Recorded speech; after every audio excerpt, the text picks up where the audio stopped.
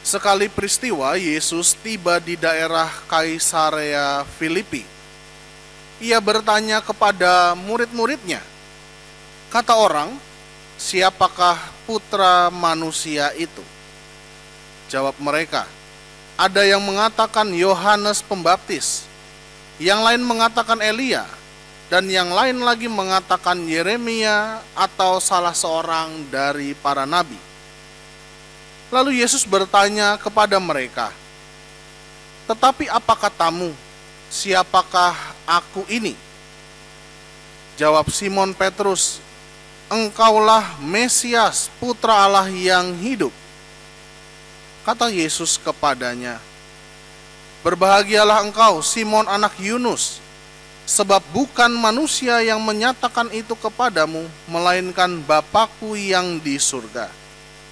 Aku pun berkata kepadamu, engkaulah Petrus, dan di atas batu karang ini aku akan mendirikan jemaatku, dan alam maut tidak akan menguasainya. Kepadamu akan aku berikan kunci kerajaan surga. Apa saja yang kau ikat di dunia ini akan terikat di surga, dan apa yang kau lepaskan di dunia ini akan terlepas di surga. Demikianlah Injil Tuhan. Terpujilah Kristus.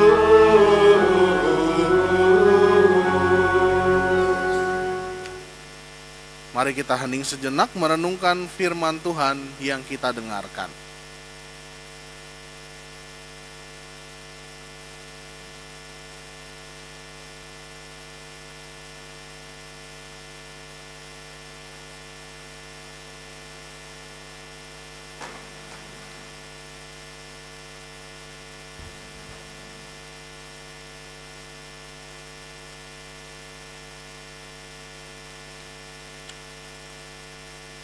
Bapak Ibu saudara-saudari yang terkasih, selamat malam.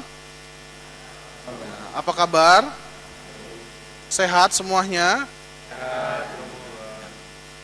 Saudara-saudari yang terkasih, kira-kira kapan terakhir kali Anda berusaha untuk serius? Sederhana pertanyaannya, kapan terakhir kali Anda itu berusaha untuk serius? Tahu ya, serius ya. Ada seorang anak main game di di HP. Ya. Saking seriusnya lupa waktu. Kalau dipanggil mama papahnya nggak denger apa-apa. Betul nggak? Nah. Ada ibu-ibu ya, nonton drakor, nah, saking seriusnya lupa waktu. Ya. Awalnya cuma pengen nonton sebentar, tiba-tiba langsung 10 episode. Nah, gitu ya kan? Saking seriusnya. Tapi ada juga orang yang memang bekerja saking seriusnya ya dia melupakan waktu, lupa makan, lupa istirahat, bekerja terus-menerus, saking seriusnya. Ada juga orang yang berusaha mengejar mimpinya, saking seriusnya ya dia lupa hal yang lain. Dia fokus hanya pada satu hal tertentu dan dia berusaha mengejar itu. Ada orang lagi pacaran, saking seriusnya dia nggak sadar sudah ketemu dari pagi sampai malam, gitu ya. Rasanya waktu baru berjalan 5 menit, kok sudah mau berpisah. Kira-kira Bapak Ibu saudara-saudari yang terkasih, kapan Anda merasa serius? Nah, malam hari ini saya ingin mengajak kita semua merenungkan, kira-kira kapan terakhir kalinya saya itu atau kita itu serius dalam mengikuti Tuhan Yesus? Kapan terakhir kalinya fokus kita itu terserap dalam mengikuti Yesus? Ada di sini yang saking asiknya membaca kitab suci sampai lupa waktu? Jangankan dibaca, Romo. Kitab sucinya di mana aja saya lupa.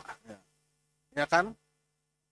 Apa ada di antara Bapak Ibu Saudara-saudari yang saking seriusnya berdoa rosario sampai lupa ternyata 50 kali dikali 5. Wah. Saking seriusnya. Atau ada di antara kita saking seriusnya ziarah Porta Sancta yang tadinya cuma 9, ini 60 Porta Sancta dia datangin semua. Ya bagus juga gitu ya. Tapi luar biasa juga. Maka Bapak Ibu Saudara-saudari yang terkasih, permenungan saya sederhana. Kapan terakhir kali saya itu serius mengikuti Tuhan? Nah, hari ini dalam hari raya Santo Petrus dan Paulus, kita ditawarkan untuk merenungkan dua tokoh pribadi yang punya pengaruh besar dalam gereja, ya. Tetapi dua pribadi inilah pribadi yang mau menunjukkan kepada kita betapa seriusnya mereka dalam mengikuti Tuhan. Kita tahu dua nama besar ini, Petrus dan Paulus. Petrus adalah seorang nelayan, dia dipilih oleh Yesus di pinggir sungai Danau Galilea, dipilih oleh Yesus menjadi muridnya. Lalu dia berusaha mengikuti Yesus sejak awal itu, sampai kemudian Yesus diangkat ke surga. Dia berusaha dengan setia menemani Yesus. Kita juga tahu dengan berbagai macam pergulatan yang dialami. Pribadinya yang keras, kerap kali membuat dia jatuh. Asal ngomong, lalu tanpa sadar dia juga menyangkal Yesus. Tetapi dalam bacaan Injil hari ini, kita ditunjukkan bagaimana dia adalah pribadi yang dengan serius memperhatikan Yesus. Dia dengan serius berkomunikasi dengan Yesus, mencoba memahami siapakah orang yang saya ikuti ini.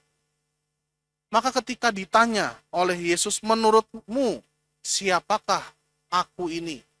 Nah, lalu dia mengatakan, engkau adalah Mesias. Berbeda dengan Paulus.